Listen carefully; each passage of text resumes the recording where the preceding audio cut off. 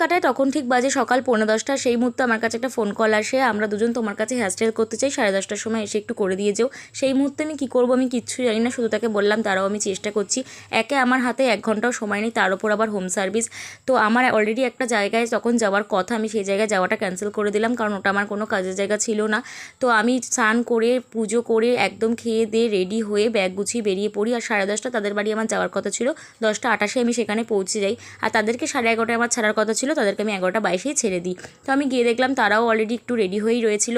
তো আমি সব কিছু গুছিয়ে নিই, কাজ এখানে শুরু করে দিলাম। প্রথম জনের চুলটা প্রচণ্ডই ছোটো ছিল, তো আমি চেষ্টা করেছি সেটাকেও ম্যানেজ করে বেঁধে দেওয়ার। আর পরের জনের চুলটা ছিল অনেকটাই বড়, তোমরা আশা করি ভিডিওটা দেখলেই বুঝতে পারছো। যেহেতু ডে প্রোগ্রাম ছিল, তারাও চেয়েছিল সিম্পলভাবেই চুলটা বেঁধে দেওয়ার জন্য, তো আমি সেইভাবেই কাজটা কমপ্লিট করেছি। এখানে দুজনের চুল বাঁধাই আমার হয়ে গেছে। তারপর আমি এখান থেকে বেরিয়ে পড়লাম। আর ভিডিওটা যদি তোমাদের ভালো লেগে থাকে প্লিজ লাইক কমেন্ট করে দিও, চ্যানেলটাকে সাবস্ক্রাইব করতে ভুলো না। আজকের মতো এই অবধি, টাটা।